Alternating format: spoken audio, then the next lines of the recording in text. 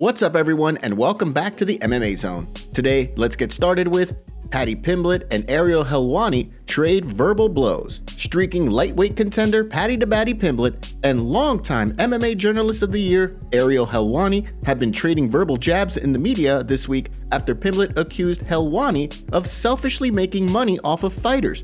The beef seemingly came out of nowhere, given the fact that Pimblett had appeared on the MMA Hour last year, where things between he and Helwani seemed to go well. With UFC President Dana White as a guest on his Chat and Pony podcast, Pimblett didn't mince words. He uses fighters for clicks, uses fighters to make money, and then tries to have the audacity to talk about the UFC and yourself, saying that they don't pay the fighters enough. Get your dough out, Ariel. Know what I mean? Start paying people for these interviews, what you make thousands and thousands and thousands of pounds on. On the flip side of things, Helwani was quick to respond, explaining how it was Pimblett who contacted him personally to try and arrange an interview. When Helwani then reached out to Pimblett's manager, it was suggested that he get BT Sport to put a budget together to entice Pimblett to sign, given that he allegedly had several paid appearances scheduled. That didn't sit well with Helwani, who explained that he has never paid a guest for an appearance, no matter how big they are. Whether it was Conor McGregor, George St. Pierre, John Jones, or any number of legends Helwani had interviewed in the past, he maintained that nobody has ever asked to be paid for an appearance. In addition, the longtime MMA Journalist of the Year explained that he's never and will never pay guests to appear.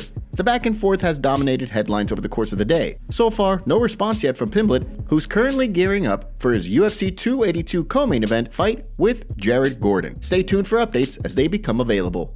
Aljamain Sterling weighs in on TJ Dillashaw's alleged retirement. This week, former bantamweight champion TJ Dillashaw reportedly informed the UFC that he had retired from active competition. The move was a pretty shocking one, given that the former champion had plans to return to the octagon after recovering from shoulder surgery. Although his manager confirmed the news, the fact of the matter remained that many were not entirely sold on Dillashaw's retirement. After all, fans are currently seeing in real time just how a fighter can remove themselves from the USADA testing pool in order to use PEDs to heal up from injuries. As long as a fighter is willing to go through a 6-month testing period prior to being cleared to return, they're essentially able to do whatever they want during their hiatus without repercussion. The loophole, which is now being referred to as the Conor McGregor rule, is one that has the MMA community divided. Bantamweight champion Aljamain Sterling, who recently defeated Dillashaw at UFC 280, spoke about the situation, explaining that if a fighter's long-term quality of life is improved by utilizing the loophole, then who is he to judge? I don't see any problem with that. So with that being said, I support TJ on this endeavor. I don't know if he's fully retiring. I do think he's just looking to get out of the testing pool so that he could do these things to get back to 100% as he can. So with that being said, I do think it's, in my opinion, it's okay. You know, I want the guy to be able to play with his kids. I want him to be able to wrestle with them if he can at that age and not be limited because of the injuries that he's.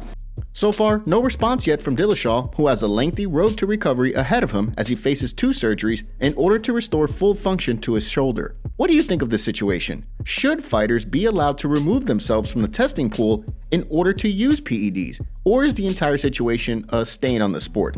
Give us your thoughts in the comments section below. Dana White opens up on Jiri Prochazka injury. Recently, the MMA world was stunned by news that Jiri Prochazka had suffered a horrific shoulder injury that forced him out of his scheduled title defense against Glover Teixeira this month. At the same time that news broke regarding the injury, reports also began to emerge that Prochazka had vacated the 205-pound title in an effort to make sure he wasn't holding up the division. It was a major turn of events given the fact that the fight was right around the corner. However, according to reports, Prochazka could very well be sidelined for upwards of a year, depending on how long it took him to bounce back from surgery. Despite the news, the only thing that was known about Prochazka's shoulder injury was that it's allegedly one of the worst the UFC's doctors have ever seen. UFC President Dana White shed light on exactly what happened during a recent appearance on Paddy Pimblett Chat and Pony podcast, saying, "It popped out, and he had some guys there at the gym. Try and put it back in." Yes. Yeah, I knew you were going to say that. Ripped the out of it and destroyed his shoulder. So I tell you, I told him, tell all the fighters, if anything happens to you, jump in a car and go to the hospital. We will pay for people think that these guys at the gym can, fix your shoulder, do this, that. Don't even risk it. Just go to the hospital. It's crazy. With Prochazka out of the main event fight, the UFC has now shifted gears and promoted the co-main event scrap between Jan Blachowicz and Magomed Ankalaev to the main event bout, while also booking the fight for the vacant 205-pound title. Before we continue, make sure you give that like button some love, and be sure to subscribe to the MMA Zone for all of the latest news. Brendan Schaub weighs in on gentleman's agreement between Kevin Holland and Wonderboy. This past weekend at UFC Fight Night Orlando, Stephen Wonderboy Thompson and Kevin Holland squared off in a highly anticipated clash of strikers that nearly went the full 5 rounds. Early on, it was Holland who found success, landing big shots that opened up several cuts on the face of the undefeated kickboxer. Unfortunately for Big Mouth, he sustained a broken hand during the fight that ultimately hindered his ability to continue. After the fight, fans were quick to praise the bout as one of the most exciting of the year, while former fighters like Michael Bisping and Brendan Schaub criticized Holland for engaging in a stand-up battle with Thompson rather than utilizing his black belt to grapple his way to a win once he realized his striking wasn't working. As many pointed out, not only did Holland avoid taking the fight to the ground, but he even gave up top position voluntarily at one point. UFC veteran Brendan Schaub weighed in on the situation during a recent episode of The Schaub Show, saying, quote, okay, but if you're a black belt, you can drag him into those deep waters and it can get pretty dicey for a guy at a blue belt level. So Kevin Holland had a huge advantage there.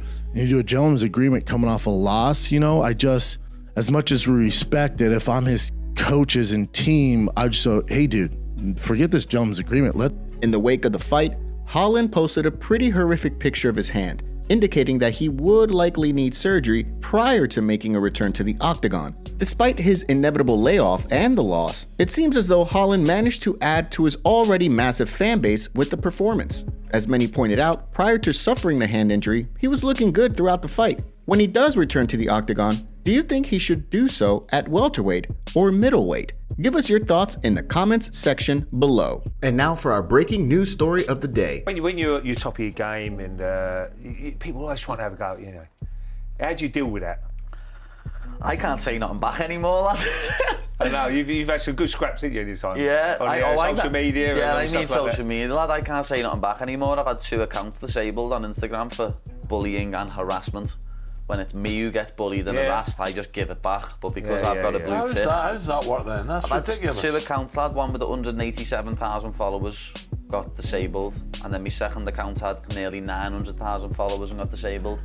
So now I just can't say anything back. I have to be smarter with it and say emojis instead of calling people. What about Elon Musk then, buying Twitter? Well, I'm also banned on Twitter. You must have done something wrong, Paddy. Come on. Just calling people stupid fat idiots and stuff, you know what I mean? When they've given me, they've given me grief and I've said something back. So because I'm in the public eye, people report my stuff and my account gets took down. I could actually show you this, look. I'll open the Twitter app. When I open Twitter, your account is permanently suspended. That's ridiculous, isn't it? Just comes up straight away. Garbage, isn't it? So I can't like a comment, I can't comment back to no one. I still go on it to have a look every now and then just to see what's happening. UFC 286 booked for O2 Arena in London.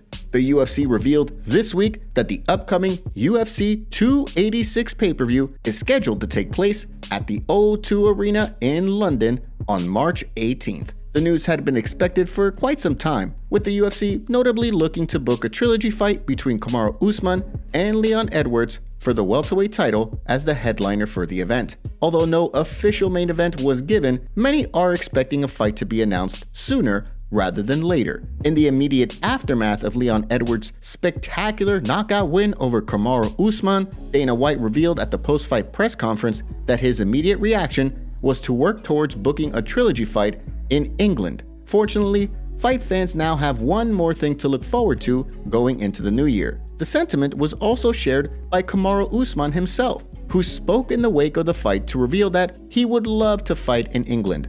With the fight official, talk now shifts toward the rest of the card. Although there's nothing to go off of besides pure speculation at this point, many have already begun to play matchmaker for the card, with fighters like Arnold Allen eager to take the step from streaking prospect to #1 contender. It seems that many are hopeful that the 145-pound fan favorite finds his way onto the card. At the same time, former 2-time title challenger Jorge Masvidal has expressed his desire to fight on the card given his long-standing rivalry with Leon Edwards. With plenty of time to go until the event, we want to hear from you. What fights do you want to see on the card?